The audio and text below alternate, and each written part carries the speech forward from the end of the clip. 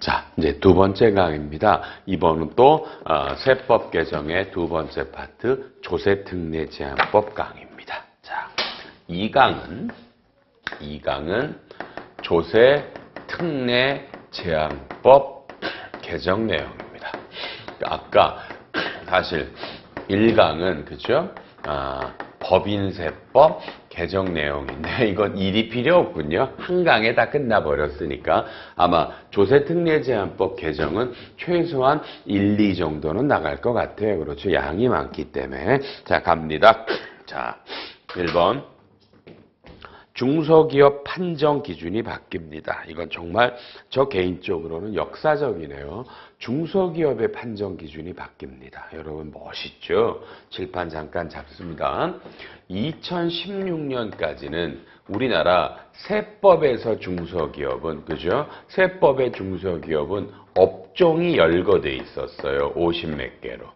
그러니까 여기에 열거되지 않았던 부동산 임대, 그렇죠? 금융보험, 뭐 이런 이런 업종 몇 가지는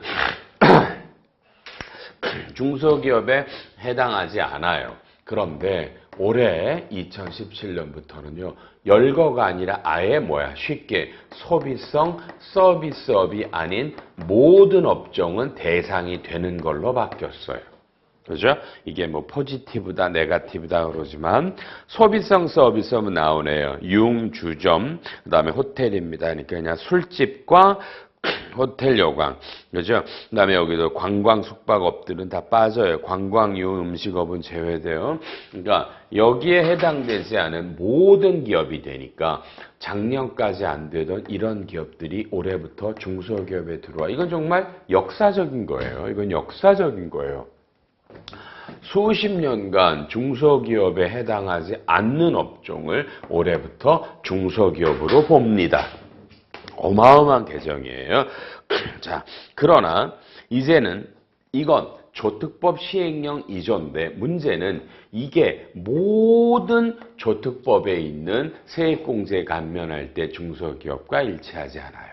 그러니까 이건 일반적인 중소기업의 정의가 조특법에서 됐고요. 다만 조특법에 중소기업은 이라는 조문이 계속 나오는데요. 거기에 이게 봐요. 중소기업은 시행령 2조에 의한 중소기업이다. 이렇게 조문이 되어 있는 경우도 있고 아니면 각자 조문에서 중소기업을 별도로 규정하고 있는 게 있어요. 이거 중요한 거예요. 그러니까 중소기업의 일반적인 정의가 바뀌었지만 조세특례제한법에 있는 모든 이 규정의 중소기업이 지금 말한 이게 아니라 일부는 별도의 규정을 줬어요. 이걸 조심하셔야 돼요. 반드시요. 거기 보면 가로 2번에 뭐라고 돼요? 고용창출투자세액공제는 그죠?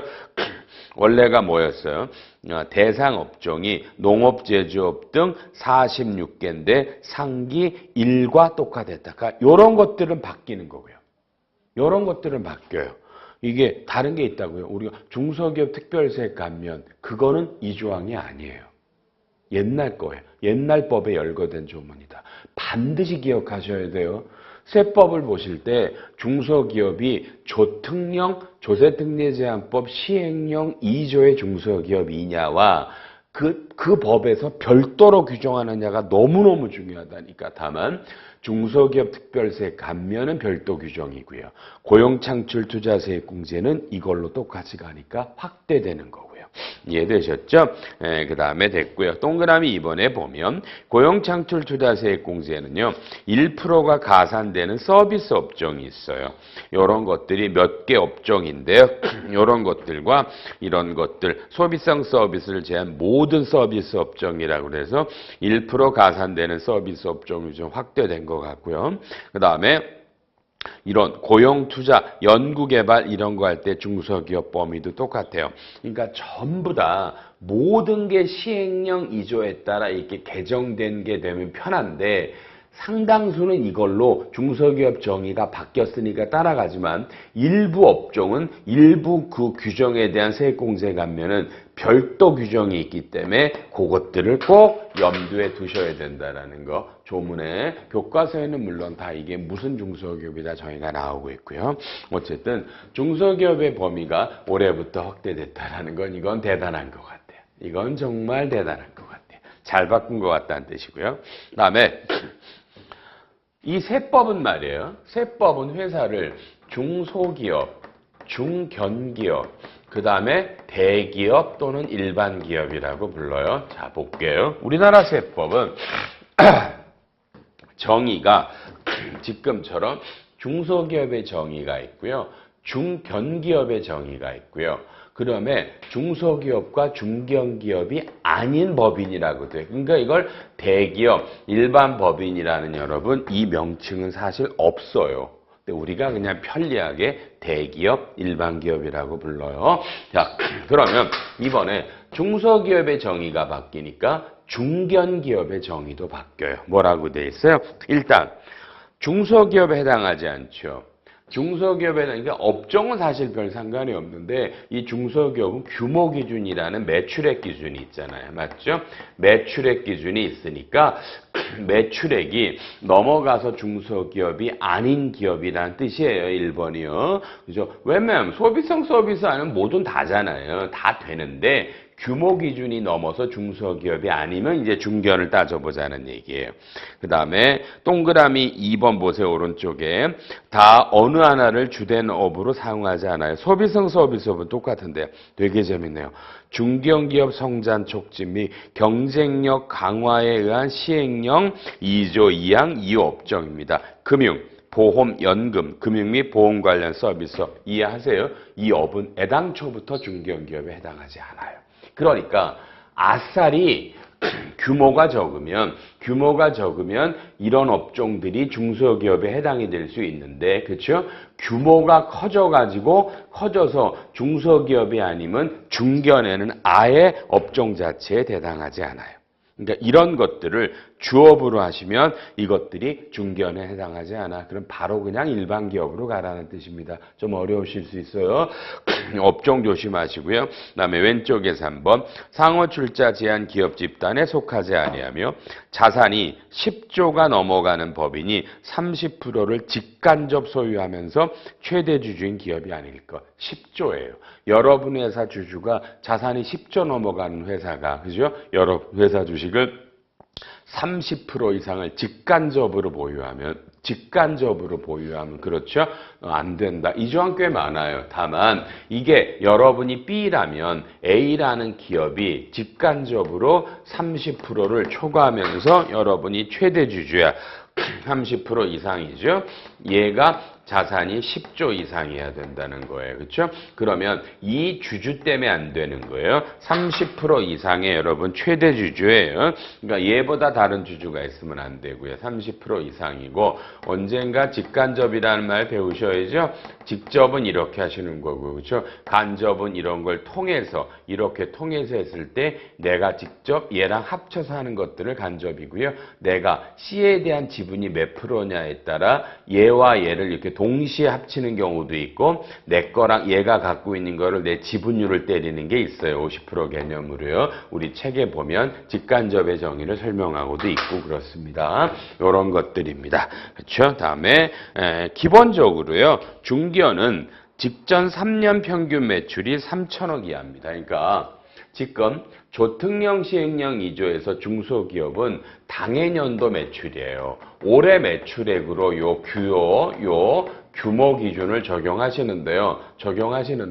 이 중견기업은 직전 3년 평균 매출액이에요. 그러니까 올해 같으면 2016, 15, 14를 더해서 3으로 나눈 겁니다. 요 정도. 요런 거 좋군요. 중견기업의 정의를 잡으셨고요. 다음 페이지에 청년 창업 중소기업에 대한 세액 감면율입니다. 여러분 원래가 그렇죠? 이런 중소기업을 창업하면 일정 기간 감면해 주죠. 근데 이건 누가 청년들이 창업을 하고 이분이 대표자입니다. 그러니까 청년은 항상 그래요. 만 29점 12월 31일 이하입니다. 군 복무기간 제외하고요. 이건 똑같거든요. 그러니까 군대 그 복무기간을 빼고니까 뭐 6년 갔다 오면 뭐 35, 12월 31일 이하입니다. 이런 사람들이 최대주주일 때 청년이 중소기업을 창업을 하시면 다른 감면이 좀 바뀌어서 3년간 75%, 그 후 2년간 50%입니다. 이해되셨죠? 그죠? 이렇게 창업을 합니다. 이거 혜택을 주는데 글쎄요. 이렇게 청년들이 최대주주가 돼서 창업하기가 쉽진 않죠. 다만 이런 걸 자꾸 권장해 주는 걸 나쁜 건 아니잖아요. 어차피 기업이 모든 사람을 다 흡수할 수 없다면 자꾸 이렇게 창업을 유도하고 거기에 또 다른 사람들이 가야 되겠죠. 4번 창업 중소기업의 세액 감면을 적용을 제외하는 사유가 추가됩니다. 그러니까 이거는 중소기업을 창업하면 감면이 되는데 여기에 해당되면 지금 안 된단 말이에요. 기존 사유는 벤처기업의 감면 기간 중 벤처기업의 확인이 취소되면 그러니까 벤처기업일 때 창업 중소기업 감면 해주거든요. 이해되죠? 그러니까 원래 창업 중소기업은 수도권 밖에서 창업을 해야 되는데 수도권 안에서 창업을 해도 되는 건 벤처기업이 된단 말이에요. 근데 벤처기업은 확인을 받거든요. 그 확인이 날아가면 그때부터 안 되는 건 있었고요. 이번에 추가되는 건 벤처기업의 벤처기업 확인서상 유효기간이 만료되면 만료일이 속하는 연도부터 감면이 배제됩니다. 감면이 배제됩니다. 그러니까 이제 끝났어. 다시 재갱신이 안 돼. 그럼 그 연도부터 안 된다라는 걸 명시하셨고요.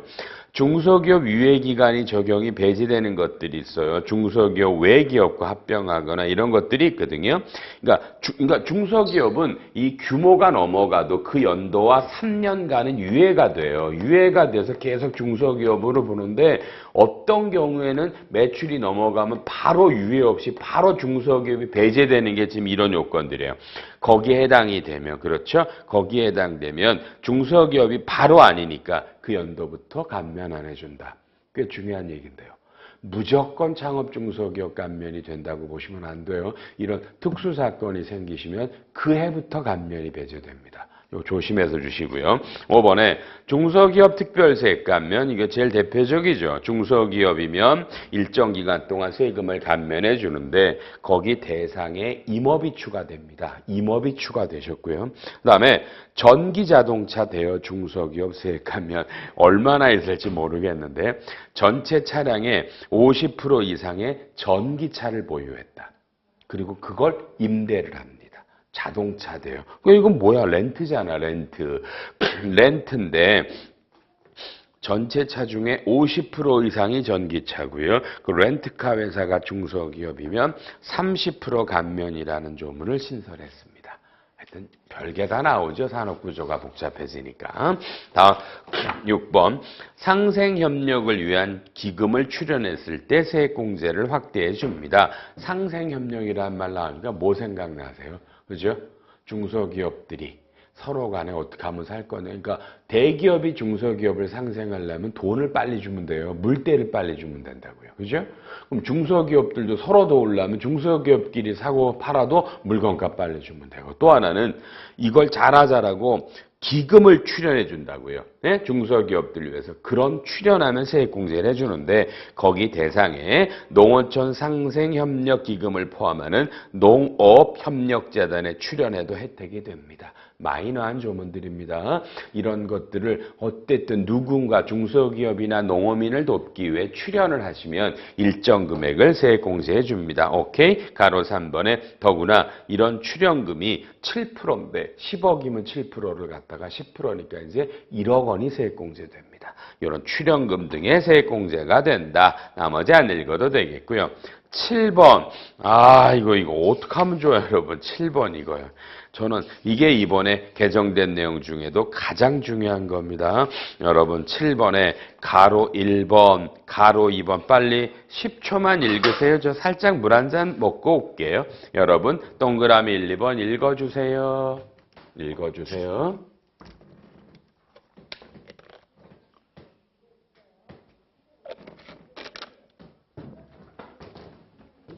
자, 이게 R&D 세액공제예요. 연구인력 개발비 세액공제입니다. R&D 세액공제를 하는데 이건 대기업, 중소기업이 다 다르죠. 그죠? 근데 이거는 이제 공제 방식이 두 가지가 있어요. 단기분이라고 그래서 단기에 R&D 비용이 발생한 거에 일정 퍼센테이지를 때리는데요. 이 때리는 공식이 볼게요. 기본 2%, 추가 1%. 한도는 그러니까 3%예요. 그러니까 추가라는 건 기본 개념이 있단 말이에요. 그래서 그죠? 이게 기본으로 3%를 못 넘어가는데 이 추가 공제 변수가 있어요. 추가라는 건 올해 나온 이 R&D 비용이 이 비용이 매출액으로 나눠서 곱하기 50%를 때리는 거예요.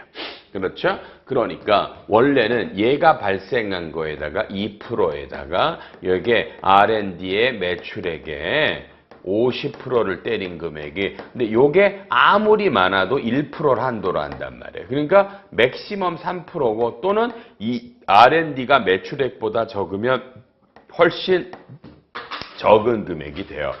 근데 거꾸로 바꿨어요. 얘를 1%로 가고 이 한도를 2%로 가니까 기본적으로는 웬만하면 다 R&D 비용이 줄어들어요. 그러니까 이거를 산수를 2 더하기 1, 1 더하기 2로 보시면 안 돼요. 이 추가 공제가 실제로 다 공제가 되는 게 아니라 이 공식에 따른 걸 맥시멈을 1에서 2고 기본을 줄이기 때문에 무조건 되는 기본이 줄어서 추가 공제가 똑같이 한도까지 2%가 되면 똑같지만 2%가 안 나올 때는 이게 R&D 비용이 줄어듭니다. 대기업에 대한 여러분 R&D 세액공제를 축소한 겁니다.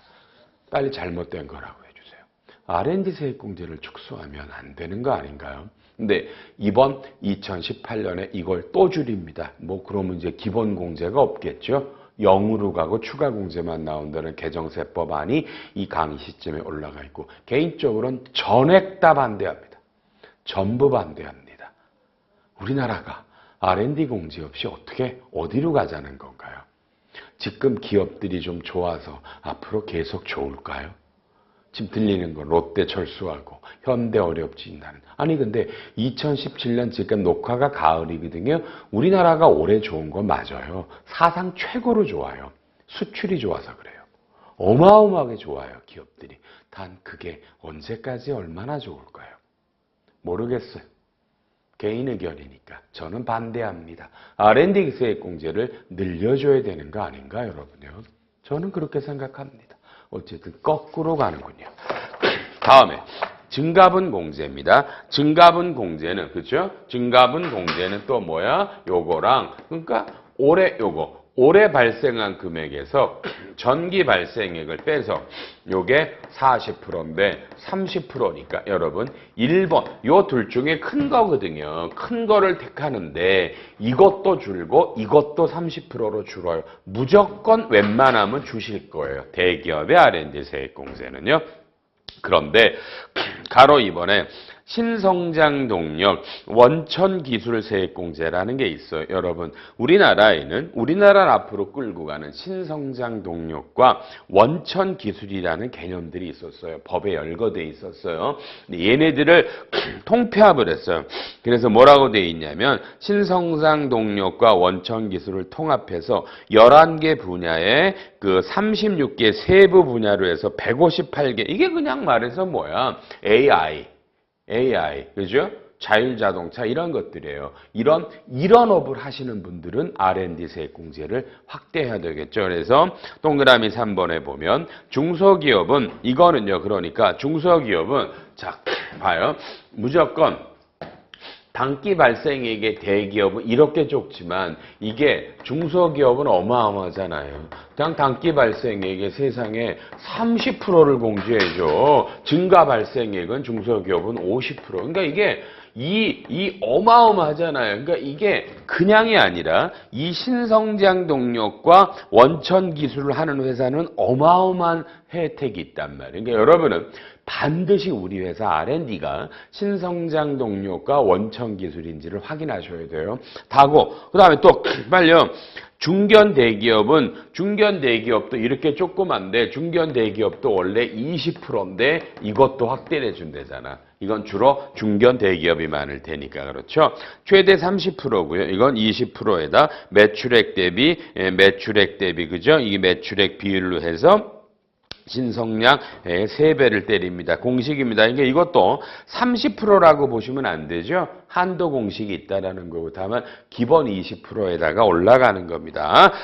이해하셔서 한 장 넘기시면 어떤 게 11개 분야인가요? 라고 써놨죠. 디테일하게 써놨네요. 11개 분야가 미래형 자동차, 지능정보, 차세대 소프트웨어, 컨텐츠 이런 것들이 나옵니다. 넘어가셔서 잘해주시자라는 말이고요. 8번으로 갈까요? 8번 기술 이전 및 기술 취득 등 세액공제율 변경. 우리가 기술을 취득을 하면 세액공제가 됐었어요. 중소기업만. 우리가 흔히 말해서 특허권을 취득을 하시면 7%의 세액공제를 했어요. 중소기업만. 그렇죠? 다만 이제부터 중소기업은 10%가 되고요. 중견 대기업이 중소기업으로부터 특허권 등을 취득을 하시면 5%가 신설됩니다. 특허권 사셔도 대기업이 되는데 중소기업으로부터 사셔야 됩니다. 그다음에 기술 이전 취득 대여 관련 대상 기술이 뭐냐 이런 것들이 나오니까 한번 읽어보시고요. 9번 연구개발 특구 입주 법인세 감면할 때 서비스업 감면 확도가 확대됩니다. 연구개발 특구라는 이런 지역이 있어요. 거기에 입주하시면 감면이 되는데 원래가 뭐 100% 50%인데 한도 규정이 있는데 한도 규정을 약간 손본 겁니다. 그러면 한도가 감면 한도가 늘어요. 잘 열심히 안 할게 해당되시면 보는 거라서 10번 기술혁신형 중소기업 합병 주식인수에 대한 세액공제 요건이 완화됩니다. 기술혁신형 중소기업을 합병하거나 주식인수 M&A죠. 합병인수법인에 대한 세액공제가 합병인수가가 시가의 130%고 현금 비율이 80%를 돼야 되는데 50% 초과. 왜냐하면 인수라면 돈을 주지만 합병은 사실 주식을 줘요. 그래서 요 조항이 까다로워요. 어렵기가 해서.